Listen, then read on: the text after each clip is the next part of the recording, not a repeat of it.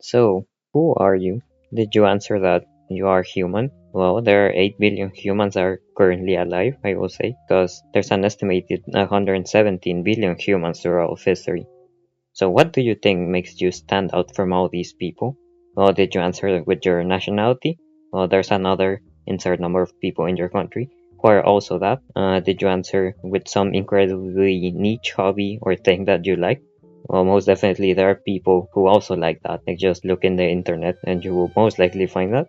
Well, so are we truly unique if every little piece of us is shared by others? Doesn't this make us all like partial copies of each other? Well, individuality, as defined by Oxford Languages, is the quality or character of a particular person or thing that distinguishes them from others of the same kind, especially when strongly marked, which we would say is the best definition we found, as others weren't as precise or adequate in most cases. Another interesting definition is separate or distinct existence, which is a Merriam-Webster definition that we'll explore later. How could a single human out of the 117 billion calculated humans that have existed be unique? I will never be able to know every single human that has existed, but I can bet that there probably won't be a single quality that distinguishes us from every other human. I mean, not even by appearance, as there is a high chance that you have a living doppelganger living right now. My brother and his friends always made jokes about how there were way too many clones of him in high school, and I've heard way too many times that I look like Nick Jonas or the guy from 13 Reasons Why, and honestly, I don't see the resemblance. So, if our appearance does not make us unique, and there are people who can't even recognize our faces, let alone see the world, what does? Our voices? The same argument stands, as some people can't hear either. By our fingerprints then. Seems a little bit dehumanizing to distinguish ourselves by patterns in our fingers. Not only that, but now there is debate of whether or not our fingerprints are unique. It is not by a single metric that we will be able to distinguish ourselves, but by the combination of everything that makes you who you are. Your likes, your dislikes, your hobbies, nationality, etc. But this is not individuality, this is in fact identity. Before moving on, we should know the difference between identity and individuality. Identity is what makes you similar to others, while individuality is what distinguishes you from others. It is easier to exemplify identity as it considers aspects like your nationality, your gender, culture, religion, sexual orientation, etc. In a sense, it does separate us from others too, but it doesn't do so at the degree that individuality does, as these aspects are more specific to ourselves, like our personality or the ways we think. For example, you can like Magic the Gathering, but if you don't leave skid marks and use the other end at tournaments, that's what makes you unique within the community. There's also a term that encompasses both terms as a whole, called ipseity, if I'm pronouncing it correctly, which by definition, according to Merriam-Webster, is literally individual identity. So in the Magic the Gathering example, your ipseity will be to wear the other end at a Magic the Gathering tournament, knowing with absolute certainty that you will be the only one to do so. This means that we must take a holistic approach when defining your own ipseity. You are unique when you consider everything that makes you who you are right now, as our past, circumstances, etc. define who we are now, and even if we wouldn't like to admit it, just by looking at basic probabilities, we can easily see that not 2 of the 117 billion humans are the same with all these considerations. But what about clones? So let's assume that human cloning were possible, and that both clones will have the same DNA, life experiences up until the moment of being cloned, name, appearances, thought processes, values, likes, dislikes, etc. Would an exact copy of you have a different individual identity? Well, let's see yet an example. In Mickey 17, Mickey is a guy who enrolled in a space shuttle in order to escape Earth, and he's used as human cannon fodder. He can be printed back again, and by accident, 2 copies of him exist at the same time, but that's forbidden by law and is punished by the erasure of all copies and the backup in the printer. Once the 2 copies meet, they start attacking each other, trying to cover up the existence of the 2 of them. They both fight for their lives since they realize they're 2 separate individuals. However, we believe that at the exact moment that a clone separates from each other, like the original, it isn't unique yet, as they are indistinguishable from one another in every way. The moment that they make different decisions is the point at which they become different, once you can distinguish between both. Of course, the clone can struggle to find its own ipseity, as they will heavily rely on the fact that they are not the original, but the moment they take a different path from the original, they will, like it or not, start forming their own ipseity. Sometimes, the different path isn't a choice, because by mere chance the clone might get mugged a couple of weeks later, getting traumatized by the event and becoming wary of other people, while the original doesn't fear random muggings. Whether it's a big change or a series of small changes, each of the clones will end up with different identities in the long run. A more simple, real-life example. will be identical twins, who are basically naturally occurring clones, as they share the same genetics at birth. Of course, two identical twins will also develop their own individuality, even if they are like clones per se at birth. I mean, even their genetics would change at some point because of epigenetics, which is how genetics change given the environmental factors at play during our life. And no two identical twins are the same, thus not even the same genetics at birth would yield identical individuals.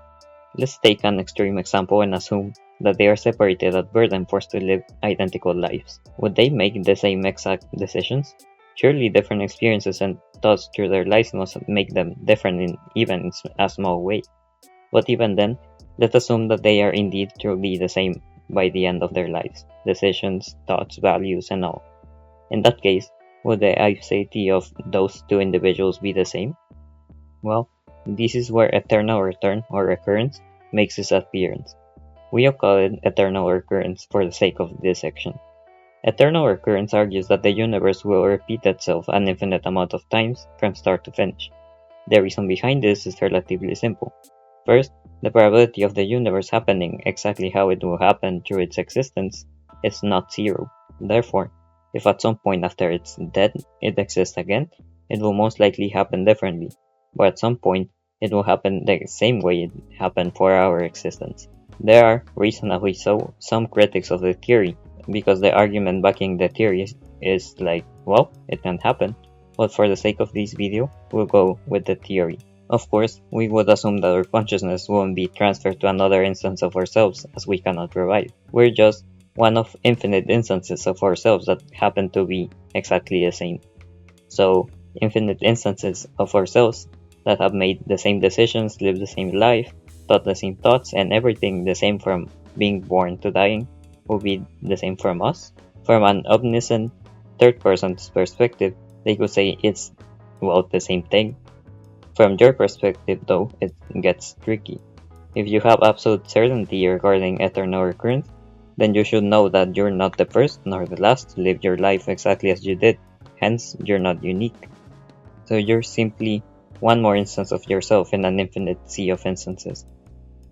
In our opinion, this is where ipseity hits a wall, the point at which we can distinguish between one another in any perceivable way.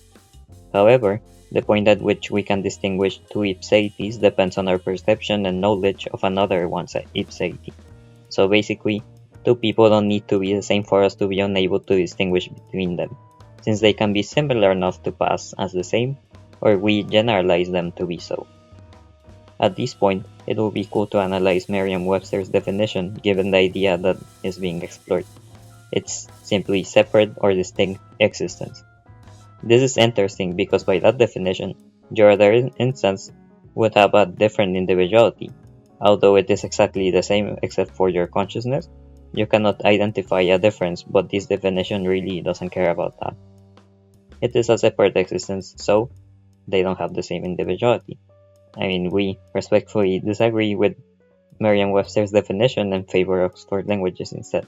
But well, we give Merriam-Webster's definition an E for effort. Ipseities are the consequence of external and internal factors that form who you are. Starting with the internal factors, genetics play a big role in this. Like we mentioned earlier, they don't form you as a whole, but they are really important.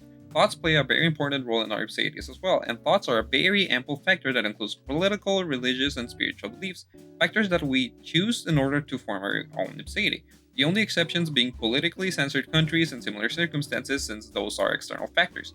Our morals, attitude, and our life experiences are also things that form our own ipseity.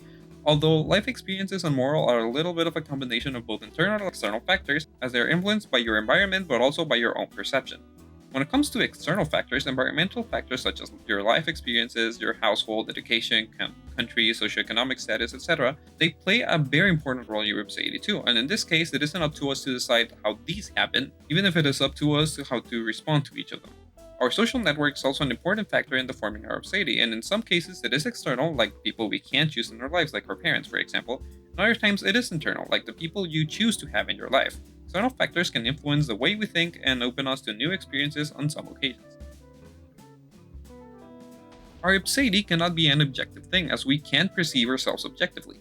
Our self-perception is greatly influenced by our own standards, other people's standards, our thoughts, culture, etc. There just isn't any possible way to objectively look at someone's individual identity anyway, but people have tried, and define our objective selves as the self and psychology. A different definition from self-perception, which is an objective. The self in psychology represents the wholeness of an individual looked through an objective lens. This will be an individual's knowledge, values, beings, actions, relationships, and other factors that form your ipseity. The self is an interesting concept that can be seen in other areas of knowledge too, such as philosophy, psychiatry, and neuroscience. They explore mainly what forms oneself and the totality of an individual. So, self-perception can affect who we are in either a positive or a negative way, and it isn't allowed to who we are objectively. Our self-perception is something important to reflect upon every once in a while, since it can show us things in our ipseity that we can work on, and things that don't really align with us anymore. Which also relates to our video on why you need pain. Go check it out. When it comes to how others perceive us, this depends completely on how the other people perceive the facets of our ipseity that we show them, and this is completely different for each person or group of people. Throughout life, we form different bonds with people, such as friendships. When we cannot control who we interact with, it can bring outcomes like societal standards, prejudice, etc. However, positive bonds can offer positive outcomes like constructive criticism and diverse experience. It is up to us to respond to these different situations to either change who we are or maintain our ipseity if we believe that we want to be a certain way. Let's take Megamind, for example. His external factors at the beginning drove him into villainy by being bullied and thought that criminals were cool, and that he was an outcast that no one wanted. He formed an ipseity of a villain. And even Metro Man was a victim of this, just on the opposite end. After his midlife crisis and faking his death, Metro Man decided to retire and become Music Man because he realized that he didn't really care for what other people accepted of him. In a similar way, Megamind chooses to change into a hero in order to save the city and become its new protector after positive external experiences with Roxanne, and even Roxanne had a prejudice against Megamind, which is why she didn't judge him when he wore the disguise of Bernard and liked Megamind even though he didn't look like Megamind. Another topic of interest for this video will be transhumanism. Transhumanism is the position that human beings should be able to use technologies to modify and enhance their capabilities, like cognition, to go beyond biological capabilities. Although right now there aren't many ways to use technology to improve our human self, with future technologies this might be a reality. Through these changes, one's ipseity will be considerably changed, in aspects such as thoughts, with a greater ability to process and analyze things, and people could even form prejudices against people who use these technologies. These technologies will create external and internal factors that we can't even imagine at this moment. When it comes to future technologies, and even nowadays with generative AI technologies and robots, we believe that they can also display a lesser degree of identity, as they could be programmed to have an identity to show, even if they are unable to change it as a human being would be. Even if AI is able to copy another human's identity or personality, it will be programmed and instructed to do so, removing the part of that possibility and free will that most humans have. So, related to AI, we believe that there are other life forms that also display varied levels of intelligence, like cannibals, can also display ipseity to a lesser degree. Given that their ability to express their ipseity depends on their less developed brains, they aren't able to fully display traits of their ipseity, and are less affected by some external and internal factors. They can display affection, personality, and even things they like, such as cat liking strawberries against ignoring them, thus forming an ipseity that is less meaningful than ours. And when everyone's super,